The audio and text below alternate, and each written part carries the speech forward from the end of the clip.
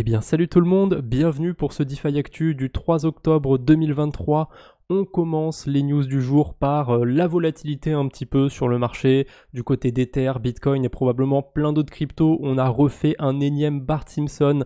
Ça fait plusieurs mois qu'on a assez peu de volatilité sur le marché.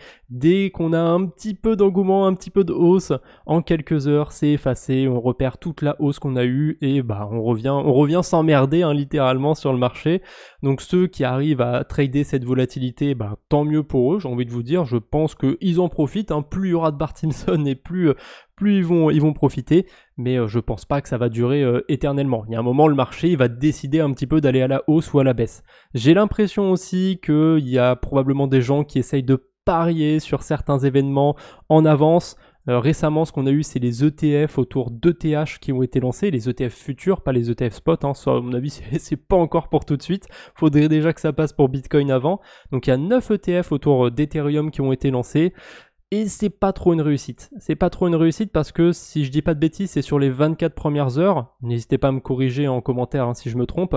Mais tous les ETF réunis ont fait 2 millions de dollars de volume sur 24 heures a priori, contre 200 millions de dollars de volume pour l'ETF futur sur Bitcoin, le BITO, sur ses 15 premières minutes, pas sur sa première journée, 200 millions sur les 15 premières minutes, contre 2 millions sur la première journée pour Ethereum. Si je dis pas de bêtises, pour la première journée, même si c'est pour les 15 premières minutes, de toute façon, ça fait quand même une sacrée différence, ça fait 100 fois moins. A priori, les investisseurs institutionnels, ils sont pas encore partants pour se ruer sur Ethereum, ou en tout cas pas via des contrats futurs. Bon, on verra bien à l'avenir s'il y a plus de volume de ce côté-là, mais pour l'instant, c'est pas une franche réussite. On a UBS aussi, une des plus grande banque du monde, tout simplement, qui va lancer son fonds, qui a lancé même son fonds monétaire tokenisé sur Ethereum. Donc pour faire simple, ils vont commencer à expérimenter des choses sur Ethereum autour de la tokenisation, etc.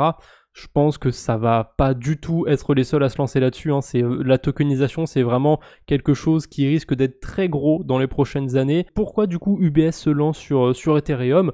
Tout simplement parce que y a déjà beaucoup de choses qui sont développées sur Ethereum, donc je pense que c'est pratique, c'est assez facile de lancer des choses sur Ethereum, et puis je pense qu'UBS ils peuvent se permettre de payer 10 $ de frais de transaction, il n'y a pas de problème, mais blague à part, à mon avis à terme, toutes ces banques, toutes ces grosses entités utiliseront leur propre blockchain, des blockchains privées aussi probablement. Bon, on verra si je me trompe ou pas, mais je vois mal en fait les plus grosses banques du monde utiliser Ethereum, etc. au quotidien pour tokeniser des actifs ou quoi que ce soit. À mon avis, à terme, ça finira par arriver sur des blockchains privées, etc. Il y a justement des écosystèmes privés comme ça qui sont en développement. Et on verra bien. Je pense que du point de vue du dégène de base sur la DeFi, ça va pas changer grand chose à sa vie. Il y aura toujours Uniswap, il y aura toujours Aave, vous en faites pas. Mais je pense que ces deux mondes peuvent coexister. Après, on verra bien. Peut-être que la DeFi va disparaître à terme. Peut-être que la DeFi va devenir d'autant plus grande. On verra bien. Honda qui accepte à présent les paiements en crypto-monnaie, alors pas directement, c'est via un partenariat avec FCF Pay, donc pour French Connection Finance. Je connaissais pas du tout ce service de paiement, mais écoutez, c'est plutôt une bonne nouvelle, on peut acheter directement maintenant sa voiture, sa Honda en crypto-monnaie.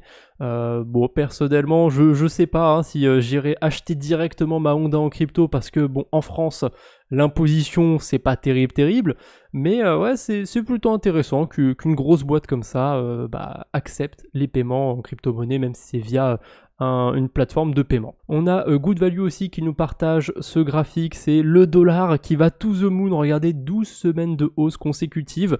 Alors généralement, je sais pas si c'est vérifiable ou alors si c'est plus un ressentiment de marché, mais quand on a le dollar qui va à la hausse, ça a tendance à pas profiter à Bitcoin et aux cryptos. Ce qui est plutôt le cas, ces dernières semaines, ces derniers mois. Bon, après, plutôt le cas. On va pas non plus à la baisse, je trouve que le marché est très stable. Est-ce que, si le dollar ne va pas, je pense pas, c'est assez peu probable qu'il fasse 30-50 semaines de hausse. Est-ce que si ça revient, la tendance s'inverse un petit peu, on va pouvoir avoir un petit peu de vert sur le marché crypto? Je sais pas, en tout cas, ça m'intéresse de voir jusqu'où pourrait aller le dollar parce que là, 12 semaines de hausse. Et d'ailleurs, on commence à en parler un petit peu, mais là, l'euro, ça redescend pas mal. L'euro, il était monté à peu près plus de 1,10 $. Là, il redescend à des niveaux, on n'arrive pas encore à la parité, mais on peut y arriver, hein, 1,05 $ pour 1 euro. On a perdu quand même pas mal de pourcentage depuis le début de l'année. Vano qui nous partage cette news autour de Thorchain. Alors Thorchain, ça fait pas mal parler de lui en ce moment, ce projet fait pas mal parler de lui. La grosse utilisation qu'on a de ce protocole, ça va être tout simplement de pouvoir bridger entre plusieurs écosystèmes, notamment d'Ethereum à Bitcoin. Et justement, je prends pas cet exemple pour rien, puisque plus de 50% des Ethereum bridgés vers Bitcoin, ça veut pas dire qu'il y a des Ethereum sur Bitcoin, c'est converti, etc. Bref, les Ethers qui sont envoyés contre des Bitcoins, plus de 50% de ces Ethers ont été volés, tout simplement. C'est une stat qui est pas terrible, alors on peut faire le rapprochement avec Bitcoin qui au début de Silk Road avait pas mal de transactions pour des transactions illicites tout simplement, et ensuite ça s'est tassé avec le temps parce que les gens se sont rendus compte que c'était pseudonyme, etc. Je pense que ça peut faire pareil avec Thorchain. Pour l'instant, c'est un petit peu l'aubaine pour les gens qui arrivent à voler des Ethereum parce que factuellement, c'est beaucoup plus facile de blanchir des Ethereum, blanchir des Bitcoins que blanchir des Ethereum, justement, j'en perds mon latin. Donc c'est pas étonnant en fait de voir ces flux d'Ethereum migrer, bouger vers BTC, tout simplement parce que c'est beaucoup plus facile de blanchir du Bitcoin. Il y a des chances aussi qu'on ait pas mal de Lazarus qui ait bougé des Ethereum. Lazarus, le fameux groupe de hackers nord-coréens qui ont fait pas mal parler d'eux récemment.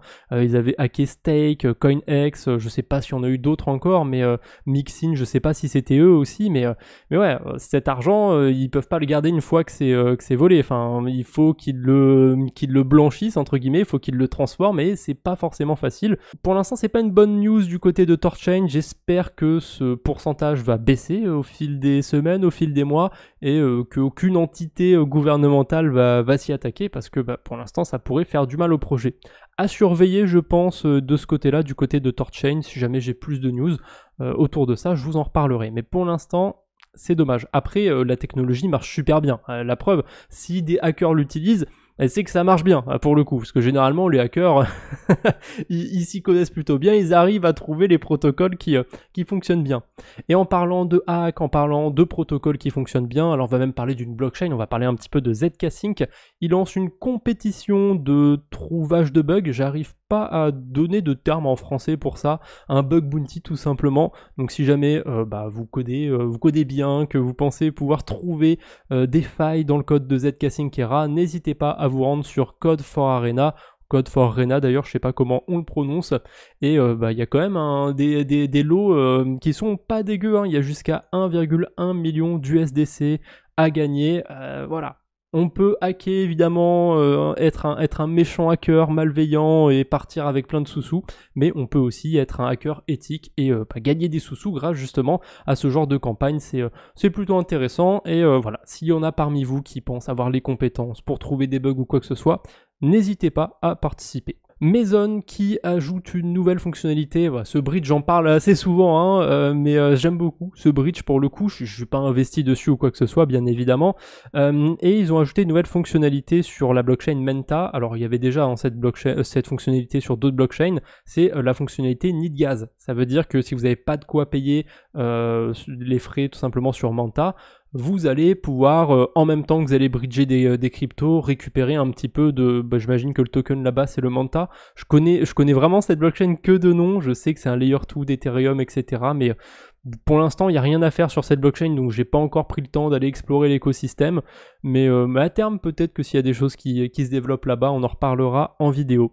Et Maison, justement, ils ont refait un petit peu l'interface du bridge. Enfin, vraiment, c'est vite fait. En fait, c'est juste dans la manière d'afficher les blockchains. Ils mettent les blockchains hot du moment. Donc, on a Manta, les blockchains les plus populaires, les ZK Rollup, tout simplement, et toutes les blockchains. Et je trouve que c'est mieux foutu comme ça. Ça prend un peu moins de place. C'est vrai qu'ils commençaient à lister beaucoup de blockchains et ça commençait à devenir vraiment bordélique. Là, c'est un petit peu mieux de la manière dont c'est fait. Par contre, j'aimerais bien qu'il y ait un petit champ de recherche. En plus, me faites pas croire qu'il n'y a pas moyen d'en caler un juste ici, là. Bon, mes zones, quand il y aura le champ de recherche, ce sera encore mieux. Mais voilà, c'est vraiment un bridge qui build. Ils ajoutent plein de fonctionnalités.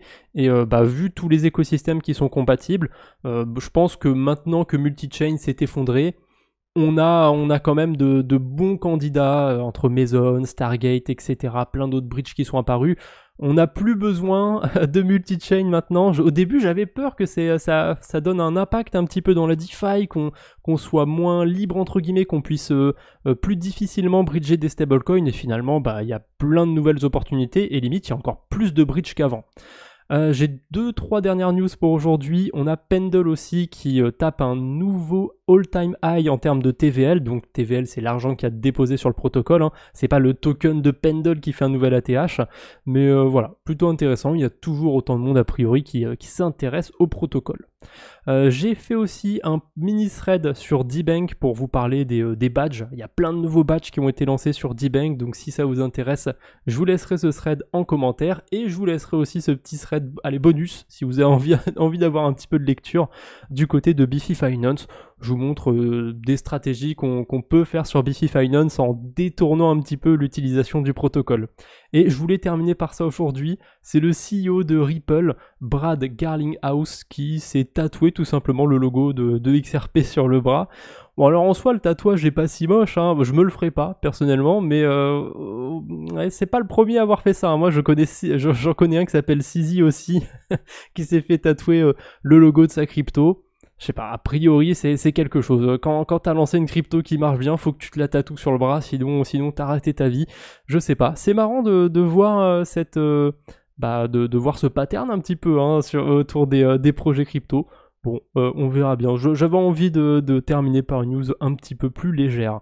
Voilà, c'est tout ce que j'avais pour aujourd'hui. J'espère que cette vidéo vous a plu. Si c'est le cas, n'hésitez pas à laisser un j'aime. On se retrouve bientôt, j'espère. D'ici là, portez-vous bien. Salut tout le monde!